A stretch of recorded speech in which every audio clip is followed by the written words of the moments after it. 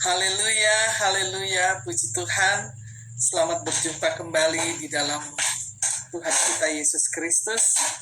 Kembali kita beribadah masih di online, kita tetap ada di rumah, tapi mari kita buka hati untuk mendengar firman Tuhan, sebab kita percaya hanya firman Tuhanlah yang akan memberikan kekuatan, berkat di dalam kehidupan kita masing-masing. Puji Tuhan.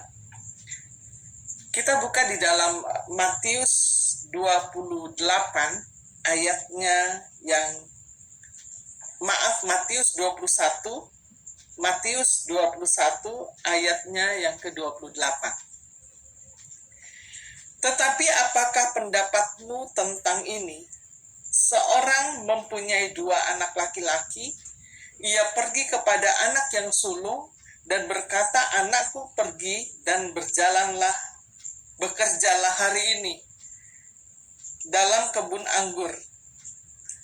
Jawab anak itu, baik Bapa, tetapi ia tidak pergi. Lalu orang itu pergi kepada anak yang kedua dan berkata demikian juga, dan anak itu menjawab, aku tidak mau. Tetapi kemudian ia menyesal lalu pergi juga. Siapakah di antara kedua orang itu yang melakukan kehendak ayahnya? Jawab mereka yang terakhir, kata Yesus kepada mereka. Aku berkata kepadamu, sesungguhnya pemungut-pemungut cukai dan perempuan-perempuan sundal akan mendahului kamu masuk dalam kerajaan Allah. Puji Tuhan. Saudara, firman Tuhan ini merupakan perumpamaan tentang 2 orang anak di mana Bapa menghendaki anak yang pertama untuk bekerja di kebun anggur. Dan apa yang dijawab oleh anak yang sulung itu, dia berkata, ya, tetapi dia tidak pergi. Dan Bapa kembali datang kepada anaknya yang kedua, dan anaknya yang kedua langsung berbicara dengan jawaban tidak. Artinya dia tidak melakukan, tetapi pada akhirnya dia pergi ke kebun anggur itu. Dan di sini ada satu pertanyaan bahwa siapa di antara kedua orang itu, kedua anak itu yang taat kepada perintah, yang taat kepada perintah yang diberikan untuk bekerja di kebun anggur. Dan kata Yesus bahwa anak yang kedua itulah yang mengerjakannya. Saudara, di sini kita berbicara tentang ketaatan. Ketaatan itu adalah satu perintah yang harus kita kerjakan. Tetapi perintah itu sesuatu yang diinginkan, diharapkan untuk dilakukan. Dan ada orang yang mau melakukan, ada orang yang mau melakukannya dengan terpaksa, ada juga yang tidak mau melakukan. Tetapi orang yang taat itu, dia mau melakukannya dengan rela hati. Seperti contoh bagaimana anak yang kedua tadi. Di jawaban yang dia tidak mau melakukan, dengan spontan dia mengatakan dia tidak mau melakukan. Tetapi pada akhirnya dia melakukannya.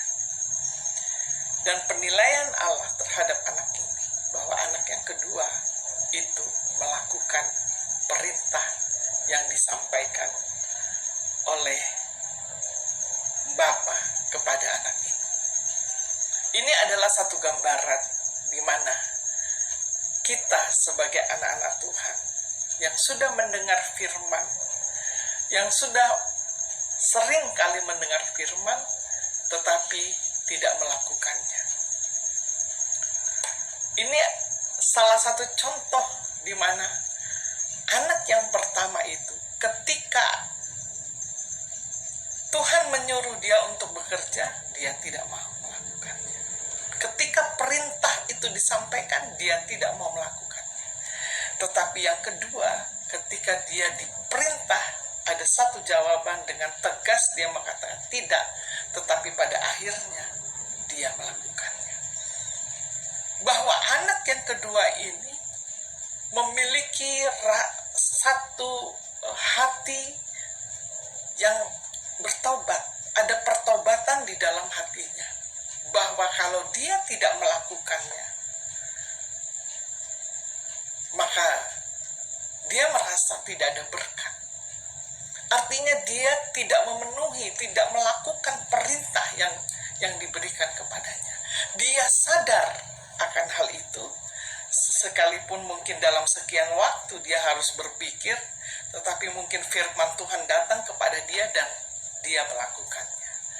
Sehingga Tuhan Yesus katakan bahwa orang-orang yang mendengar firman tetapi tidak melakukannya, dia hanya akan berdiri di luar kerajaan Allah. Ini satu gambaran. Bagaimana orang-orang yang setia, orang-orang yang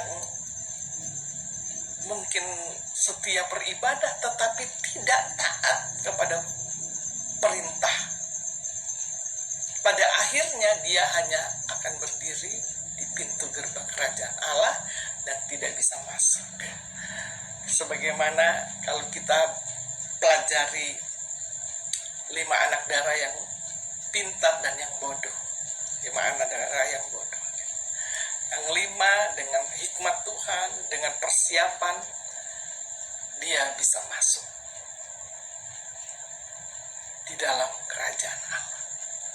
Nah, bagi anak yang kedua, menggambarkan bagaimana orang yang taat, orang yang memiliki hati yang bertobat, dia akan masuk kepada kerajaan Allah. Bahkan Tuhan mengingatkan, jika kita orang-orang yang setia, orang-orang yang taat sekali, orang-orang yang setia, orang-orang yang beribadah sekalipun, kalau tidak taat, kita akan bisa ketinggalan. Bahkan dikatakan, Tuhan mengatakan, pemungut cukai dan orang-orang sundal akan masuk kerajaan Allah. Artinya orang-orang yang seperti ini, yang dianggap dia tidak setia secara pandangan manusia, tetapi di hadapan Allah, karena dia taat akan firman, dia takut akan firman dan dia bertobat dari segala perbuatan-perbuatan yang jahat, dari segala perbuatan-perbuatan yang menyimpang itu, sehingga dialah yang akan mewarisi kerajaan Allah. Jadi saudara, ketaatan itu adalah satu perintah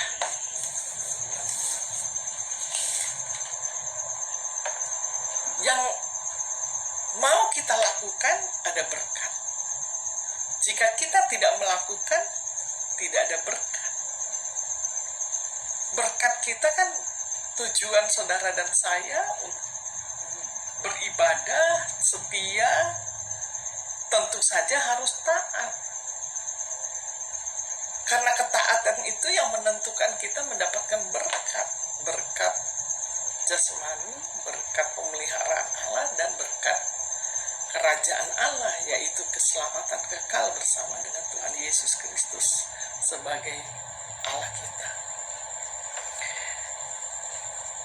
Ketaatan itu tidak memandang suka atau tidak suka.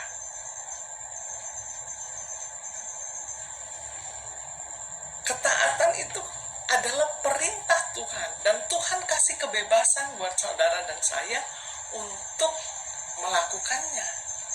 Perintah itu dikasih. Apakah kita mau melakukannya atau tidak? Semua dikasih hak bebas kepada saudara dan saya. Di dalam Yohanes 21 ayatnya yang ke-18. Yohanes 21 ayatnya yang ke-18. Kita lihat di sana.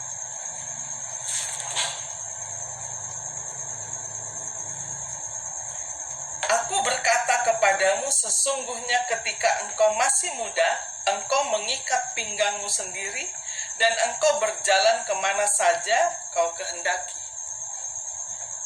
Tetapi jika engkau sudah menjadi tua, engkau akan mengulurkan tanganmu, dan orang lain akan mengikat engkau dan membawa engkau ke tempat yang tidak kau kehendaki.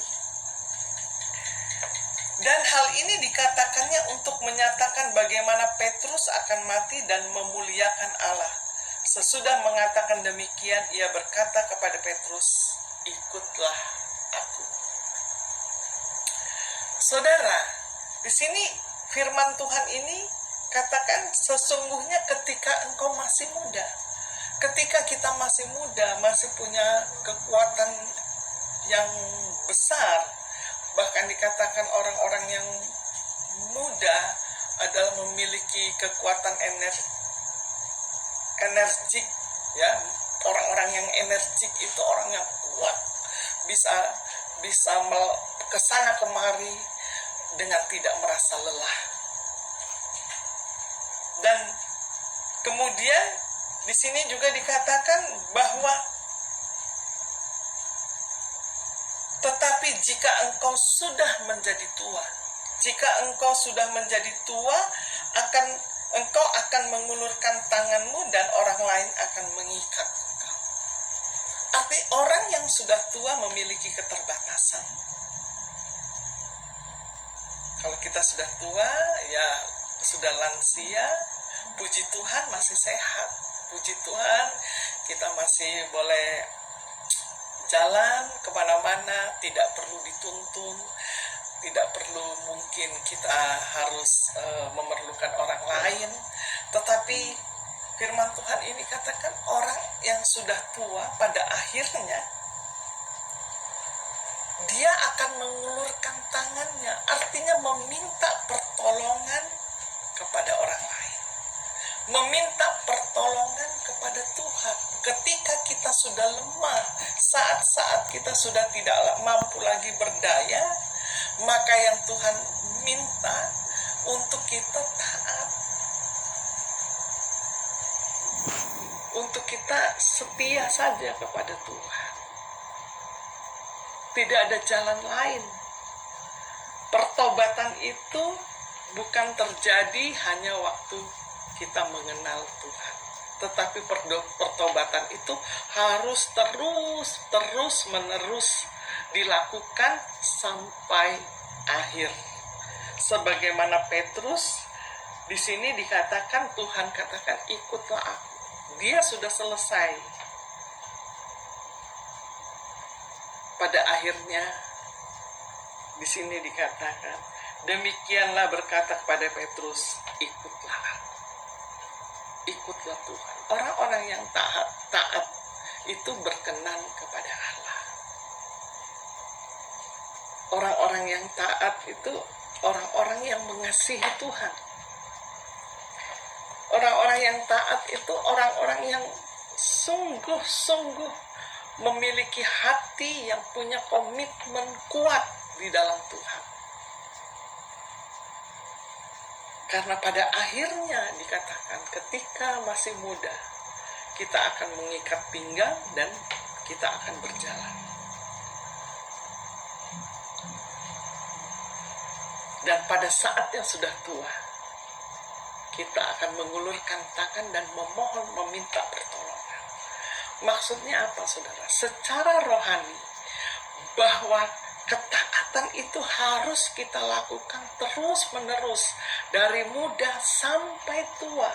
Dari kita pertama kali mengenal firman, pertama kali kita mendengar perintah Allah, itu harus kita lakukan terus-menerus. Sebab perintah itu harus dikerjakan. Tetapi pilihan dikasih kepada saya dan saudara. Tuhan hanya menganjurkan, Tuhan hanya memberikan satu faedah ketika kita taat kepada Tuhan.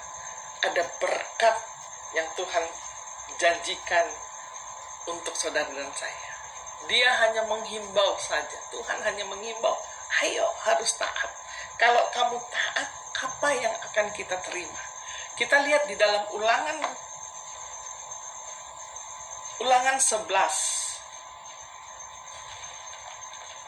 Ulangan 11 ayat pertama. Ayat yang ke-1 Ulangan 11. Haruslah engkau mengasihi Tuhan Allahmu dan melakukan dengan setia kewajibanmu terhadap Dia, dengan senantiasa berpegang pada segala ketetapannya, peraturannya, dan perintahnya. Anjuran Tuhan kepada saudara dan saya dikatakan haruslah mengasihi Tuhan Allahmu. Kita harus mengasihi Tuhan dengan segenap hati, segenap jiwa, dan segenap kekuatan kita. Dengan setia, artinya dengan segala kekuatan kita, dan berpegang kepada ketetapan. Artinya mengasihi Tuhan dengan segala kekuatan kita, dengan segenap hati, jiwa, dan kekuatan di dalam hidup kita. Dan yang kedua, melakukan akan perintahnya. Sehingga di dalam ayat yang ke pasal 30, Ulangan 30, Ulangan 30, firman Tuhan ini katakan di ayat yang 9, pasal 30 ayat yang ke-19. Aku memanggil langit dan bumi menjadi saksi terhadap kamu pada hari ini. Kepadamu ku perhadapkan kehidupan dan kematian, berkat dan kutuk. Pilihlah kehidupan supaya engkau hidup, baik engkau maupun keturunan. Jadi pilihan yang Tuhan berikan kepada saudara dan saya tentang perintah Tuhan, tentang ketaatan yang kita harus kerjakan atau kita mau melakukannya,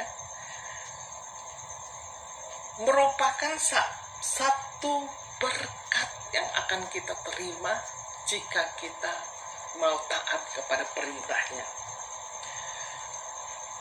Firman Tuhan katakan, aku memanggil langit dan bumi menjadi saksi terhadap kamu pada hari ini. Kita tahu bahwa Allah kita adalah Allah pencipta langit dan bumi. Dikatakan Dia memanggil langit untuk melihat saudara dan saya, untuk menyaksikan kebesaran-Nya.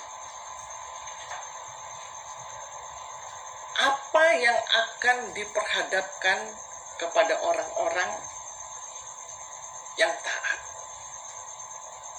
Dan pilihan itu diberikan kepada saudara dan saya. Tadi dari awal saya katakan ketaatan itu harus datang dari hati yang tulus. Dan ketaatan itu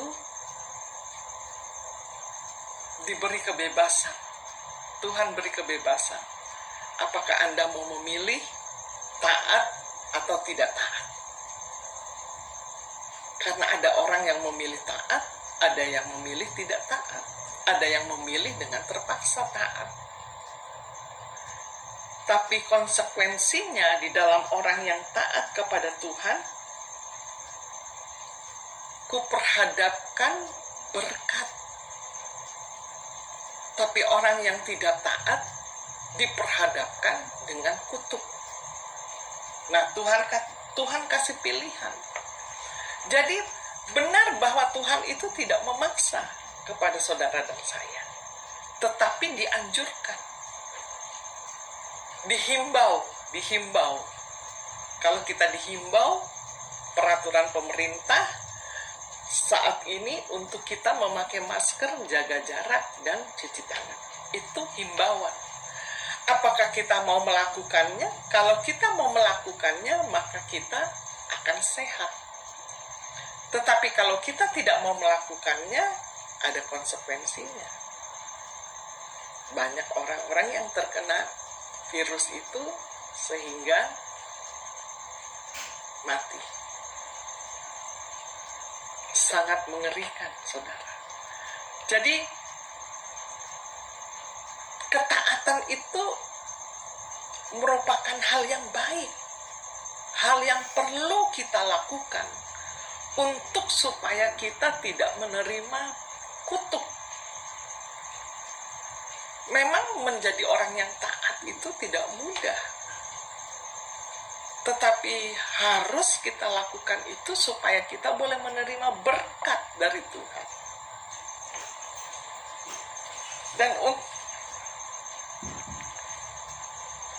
Dan Tuhan beri kebebasan itu kepada saudara dan saya. Di sini dikatakan pilih mau berkat atau kutuk.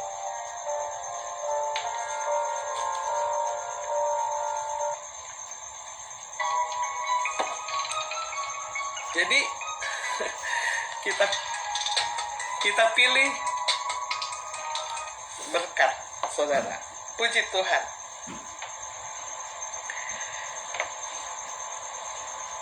Sekali lagi, manusia diberi kebebasan untuk memilih. Kita lihat lagi di dalam Kejadian 2 ayat 16. Kejadian 2, saya kira kita ini sudah tahu ya bagaimana firman Tuhan. Lalu Tuhan Allah memberi perintah ini kepada manusia, semua pohon dalam taman ini boleh kau makan buahnya dengan bebas. Tetapi pohon pengetahuan tentang yang baik dan yang jahat itu janganlah kau makan buahnya, sebab pada hari engkau memakannya pasti engkau akan mati. Perintah ini disampaikan Tuhan kepada Adam, bahwa semua tanaman yang ada di Taman Eden itu boleh dimakan kecuali yang ada di tengah. Sebab apabila engkau makan akan mati. Pohon pengetahuan yang baik dan jahat itu. Dan Tuhan di sini katakan semua pohon dalam taman ini boleh kau makan buahnya dengan bebas. Dengan bebas boleh memakan. Tetapi di ayat 17, tetapi pohon pengetahuan tentang yang baik dan yang jahat itu janganlah kau makan buahnya, sebab pada hari engkau memakannya pasti engkau mati. Tadi dikatakan bahwa Tuhan memberi kebebasan, berkat atau kutuk. Jika kita mendengar firman dan melakukannya, maka kita akan mendapatkan berkat. Berkat kehidupan. Dan jika kita tidak melakukannya, akan mendapatkan kutuk, yaitu kematian. Jadi jelas bahwa ketaatan itu menghasilkan berkat yang besar di dalam kehidupan saudara dan saya. Dan biarlah kita mau pilih yang taat. Sebagai anak Tuhan, taat saja. Saya ingat almarhum Ibu Gyok Oki, taat saja. Sampai pada akhirnya harus taat saja untuk kita boleh menerima berkat kehidupan itu. Berkat kehidupan kekal bersama dengan Tuhan. Puji Tuhan. Dan ketaatan ini pun juga diberikan kepada Adam dan Hawa, kembali diingatkan. Tetapi pada akhirnya dia tidak taat. Karena godaan daripada iblis. Ya, di pasal yang ketiga sampai yang keenam kalau kita pelajari bagaimana Hawa tergoda oleh iblis. Saudara, di dalam ketaatan kita kepada Tuhan ada ujian seringkali. Kita diuji apakah kita mau taat atau tidak. Kita diperhadapkan dengan ujian. Adam dan Hawa di sini dia jatuh sebab dia tidak taat.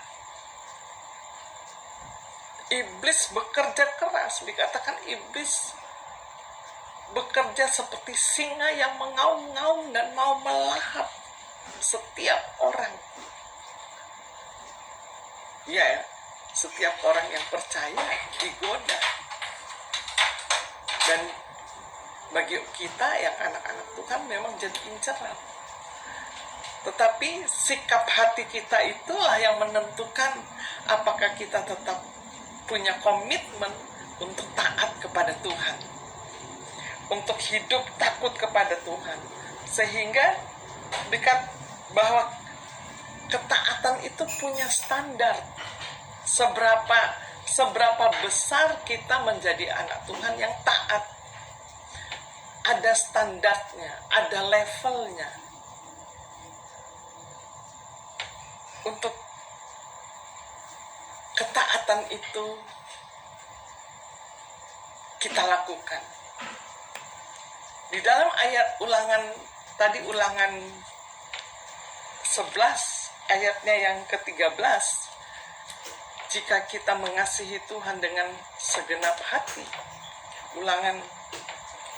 Kita kembali di ulangan 11.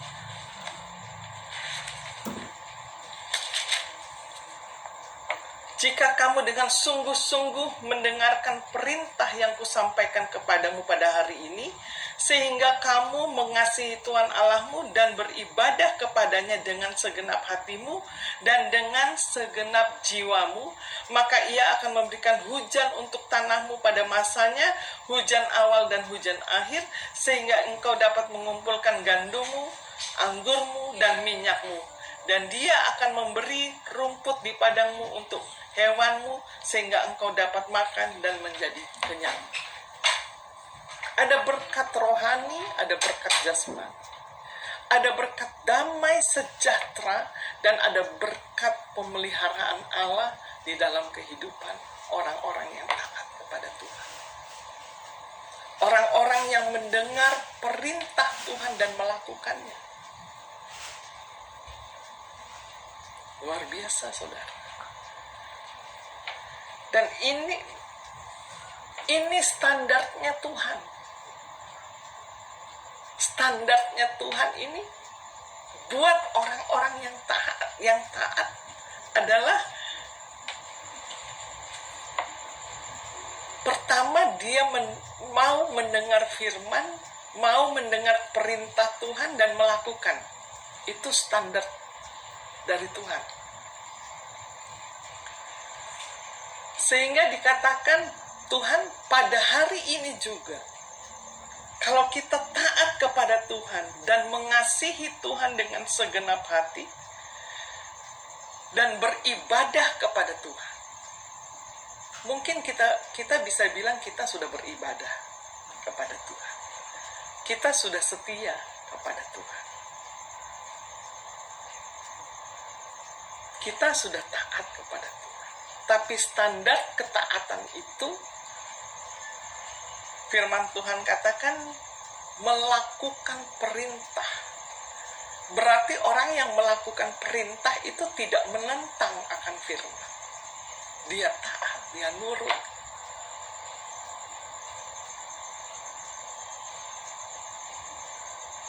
Maka ia akan memberikan hujan tanahmu pada masanya. Tanah itu berbicara hati. Hujan berbicara berkat. Berkat sukacita yang dari Allah. Hati yang taat. Hati yang mau terus mendengar firman, melakukan dengan sungguh-sungguh.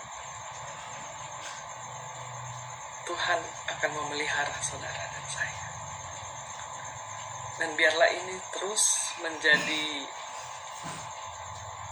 tujuan kita, supaya kita tidak menjadi sia-sia di dalam pengiringan kita kepada Tuhan. Memang tidak mudah untuk menjadi orang yang taat. Perlu pengorbanan, perlu perjuangan, perlu sikap hati yang benar-benar hanya takut kepada Tuhan. Dan memiliki sikap hati yang komitmen, artinya komitmen kepada Tuhan. Orang yang komitmen kepada manusia, berjanji kepada manusia bisa berubah, saudara. Tetapi orang yang punya komitmen kepada Tuhan, di dalam situasi apapun, dilihat orang atau tidak dilihat orang, dia akan berjalan dengan benar. Dia akan berjalan dengan lurus. Dia akan berjalan dengan takut akan Tuhan. Orang yang punya komitmen hati kepada Tuhan. Dan dia akan konsisten. Dia akan tetap melakukan itu. Itu orang yang taat kepada Tuhan. Dan inilah standar yang Tuhan mau. Agar kita sampai pada akhirnya berkat kemuliaan yang besar itu, keselamatan kekal itu menjadi bagian saya dan saudara. Kita tidak berdiri di pintu gerbang, tetapi kita masuk di dalam kerajaan Allah. Filipi 2 ayatnya yang ke-12. Kita lihat di sana, Filipi 2.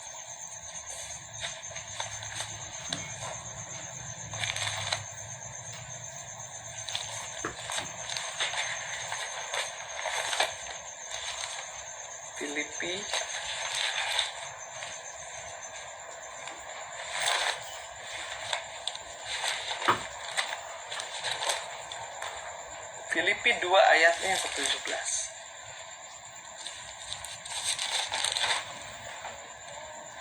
Tetapi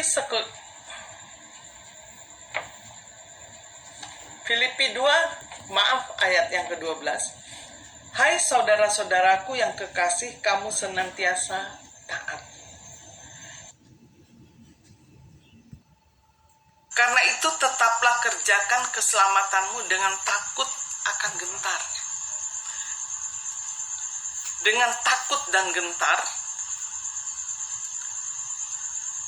bukan saja seperti waktu aku masih hadir, tetapi terlebih pula sekarang waktu aku tidak hadir.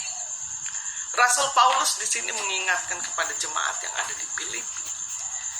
Dikatakan hendaklah mereka harus taat. Sekalipun Rasul Paulus tidak ada di sana bersama-sama dengan mereka. Tetapi biarlah kerjakan keselamatanmu itu dengan takut dan gentar kepada Tuhan.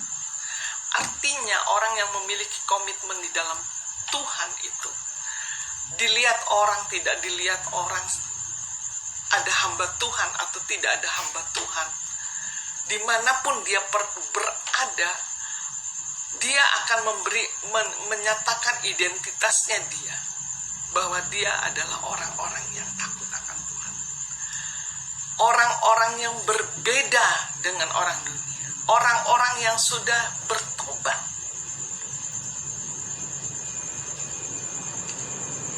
Orang-orang yang tidak lagi melakukan hal-hal yang jahat. Yang tidak lagi sesuai dengan kebenaran Allah. Itu orang-orang yang taat. Dan ini memang kita harus terus diperingatkan, saudara dan saya. Baik saya, baik saudara. Kita semua harus tetap mendengar firman. Harus tetap kita mengerjakan ketaatan itu terus-menerus dengan takut dan gentar. Untuk kita takut dan gentar berarti kita harus terus mendengar firman. Sebab firman itulah yang menjadi kekuatan di dalam kehidupan saudara dan saya. Di dalam Amsal 13 ayat yang 13, di sana siapa yang meremehkan firman, ia akan menanggung akibatnya. Tetapi siapa yang taat akan menerima balasan. Sudah jelas bahwa orang yang taat akan menerima balasan dari Tuhan, akan menerima berkat yang datang dari Tuhan. Tetapi orang yang meremehkan firman, sekalipun dia sudah mendengar tetapi tidak melakukannya, akan menanggung akibat. Akibat itu orang yang tidak taat, kutuk. Orang yang tidak taat sama dengan dosa. Akibat dosa adalah maut. Akibat dosa tidak dapat berkat, penyertaan daripada Tuhan. Jadi biarlah kita mau taat saja kepada firman. Taat saja kepada perintah Tuhan. Sehingga kita akan mendapatkan balasan yang dari Allah. Saudara, kalau kita memberi kepada orang, lalu kita diterima balasan dari orang. Kadang kita memberi kue, nanti diantar lagi kue. Karena itu perbuatan yang baik. Ya. Ketika kita menunjukkan jalan kepada orang yang tersesat, maka saat kita mungkin pergi ke satu tempat yang kita tidak tahu alamatnya, ada orang yang bisa menunjukkan jalan. Dan itu pernah saya alami, saudara. Ketika saya masih ada di daerah, pada saat itu kami akan mengirimkan kiriman, ya daerah Jakarta Selatan, daerah Ciputat. Tetapi ternyata alamat yang kami tuju itu ya rupanya cukup jauh ya. Dan pada saat itu belum ada Google Map. Jadi kita harus bertanya. Dan pada saat itu saya ingat itu puasa. Ada satu bapak, kami tanya, dan dia antar, saudara. Begitu baik, dia antar, dia tunjukkan, dia naik motor lalu dia antar. Jadi kalau kita melakukan perbuatan yang baik, kita pun akan menerima balasan yang baik. Sama seperti firman Tuhan ini katakan, siapa yang meremehkan firman akan menerima akibat. Tetapi siapa yang mendengar firman, ia akan menerima balasan. Jadi saudara, kita taat saja. Dunia semakin hari semakin sukar. Kita tidak tahu apa yang terjadi. Saat ini kita mengucap syukur kepada Tuhan, kita ada di penghujung tahun 2020. Kita sudah akan memasuki, tinggal beberapa hari lagi kita akan meninggalkan bulan Desember. Kita akan masuk di tahun 2021. Bagaimana sepanjang perjalanan tahun 2020 ini? Ada banyak hal mungkin yang kita alami. Ada banyak kejadian, ada banyak persoalan yang kita hadapi. Tetapi saudara, kalau boleh ada sampai saat ini semua karena anugerah dan berkat Tuhan. Mungkin ada hal-hal yang kita tidak taat. Tetapi Tuhan masih beri kesempatan untuk kita bertobat, untuk kita minta ampun, agar kita tidak melakukannya di hari-hari ke depan. Tahun 2021, kita tidak tahu apa yang akan terjadi. Di tahun 2020 ini, sudah banyak perubahan yang terjadi. Dengan adanya virus corona yang melanda dunia ini, manusia sudah tidak hidup lagi secara normal, secara bebas. Sebab ada banyak peraturan yang harus kita kerjakan, mengingat bahaya virus corona itu yang sangat mematikan. Tetapi firman Tuhan katakan tadi, jika kita mau mendengar suara Tuhan dan melakukan firman, ada berkat yang diperhadapkan kepada saya dan saudara. Berkat kehidupan dan berkat kematian. Tinggal pilih. Di dalam keadaan-keadaan yang sukar yang kita alami saat ini, Tuhan hanya menganjurkan, tetapi pilihan kepada saya dan saudara. Jika kita taat, berkat kehidupan itu menjadi bagian saudara dan saya. Puji Tuhan. Biarlah kita mau tetap taat kepada Tuhan. Juga taat kepada pemerintah. Sebab pemerintah itu juga dikatakan wakil Allah. Kita lihat di dalam Roma 13 ayat 1. Ya, Roma 13. Kita lihat bagaimana orang-orang yang taat kepada pemerintah. Karena pemerintah itu wakil Allah. Jadi kita harus juga taat kepada pemerintah. Taat kepada Tuhan, taat juga kepada pemerintah. Roma 13 ayatnya yang ke-1. Tiap-tiap orang harus takluk kepada pemerintah yang di atasnya. Sebab tidak ada pemerintah yang tidak berasal dari Allah. Dan pemerintah-pemerintah yang ada ditetapkan oleh Allah. Sebab itu barang siapa melawan pemerintah, ia melawan ketetapan Allah, dan siapa yang melakukannya akan mendatangkan hukuman atas dirinya. Sebab jika seorang berbuat baik, ia tidak usah takut kepada pemerintah, bahwa jika ia berbuat jahat. Maukah kamu hidup tanpa takut terhadap pemerintah? Perbuatlah apa yang baik, dan kamu akan beroleh pujian daripadanya. Karena pemerintah adalah hamba Allah untuk kebaikanmu, tetapi jika engkau berbuat jahat, takutlah akan dia, karena tidak percuma pemerintah menyandang pedang. Pemerintah adalah hamba Allah untuk membalas murka Allah atas mereka yang berbuat jahat.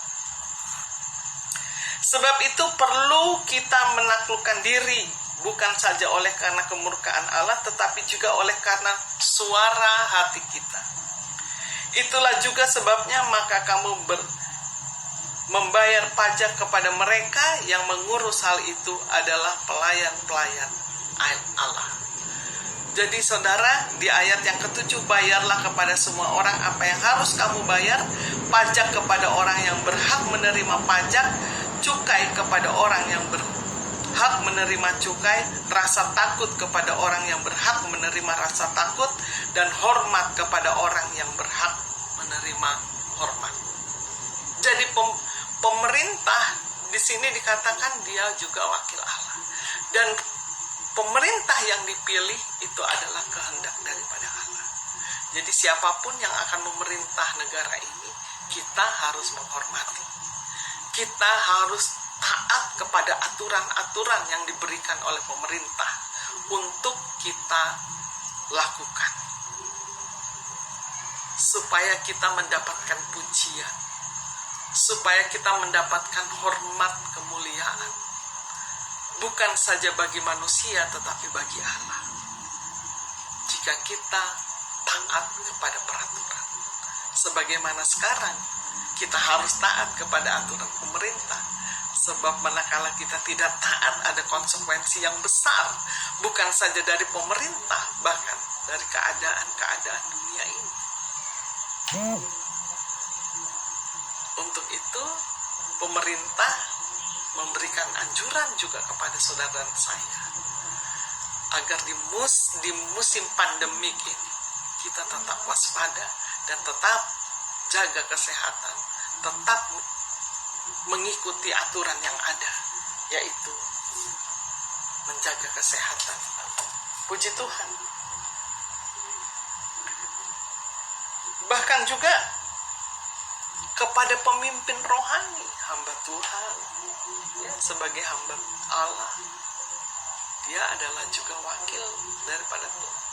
Sebagaimana kita taat kepada Bapak dan Ibu Gembala kita, kita punya rasa hormat kepada beliau, karena memang mereka wakil Allah, ditunjuk oleh Tuhan untuk menjadi pemimpin atau kepala daripada jemaat. Bahkan Yesus Kristus sebagai Allah kita yang menjadi pemimpin daripada gereja Tuhan.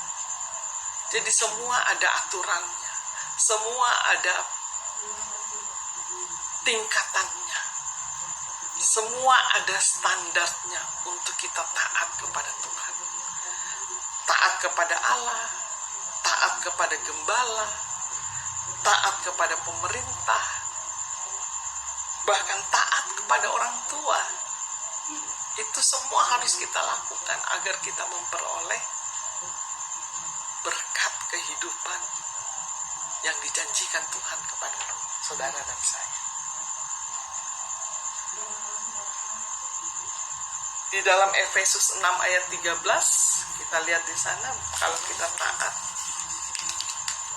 kepada orang tua, Efesus 6 ayat 13,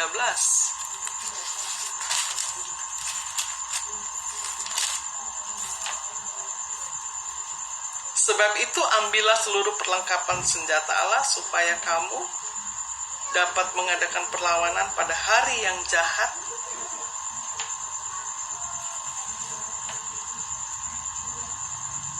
dan tetap berdiri sesudah kamu menyelesaikan segala sesuatu.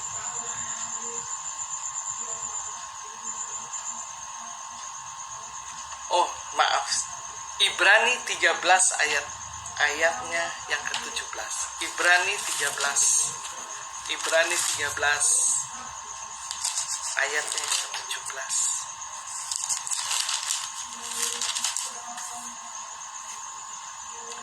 Taatilah pemimpin-pemimpinmu dan tunduklah kepada mereka, sebab mereka berjaga-jaga atas jiwamu sebagai orang-orang yang harus bertanggung jawab atasnya. Dengan jalan itu mereka akan melakukannya dengan gembira, bukan dengan keluh kesah, sebab hal itu tidak akan membawa keuntungan bagi kepada pemimpin, kepada hamba Tuhan. Kita harus taat akan peraturannya. Apa yang disampaikan, apa yang diperintahkannya, biarlah kita mau taat.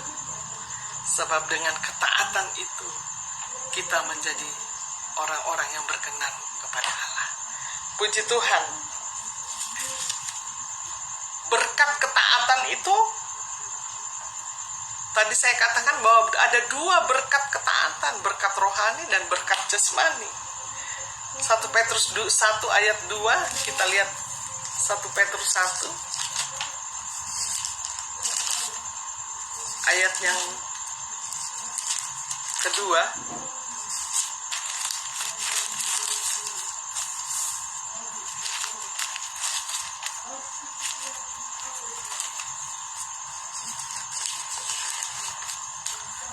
Satu Petrus 1 ayat yang kedua, yaitu orang-orang yang dipilih sesuai dengan rencana Allah Bapa kita dan dikuduskan oleh Roh supaya taat kepada Yesus Kristus dan menerima percikan darahnya.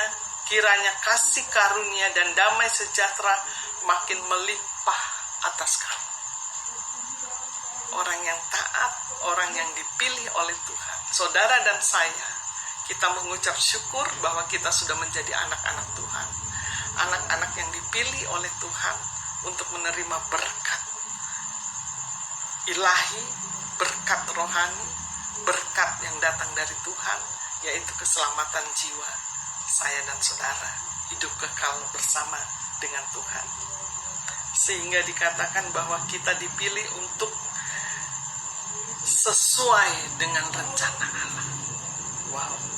Kalau kita sudah masuk di dalam rencana Tuhan, sangat luar biasa, dan kita mengucap syukur bahwa apa yang Tuhan pilih kepada saudara dan saya, hanya Tuhan mau untuk kita taat kepada perintahnya, supaya kita boleh ada bersama Tuhan dengan menikmati berkat damai sejahtera dan sukacita yang daripada Allah.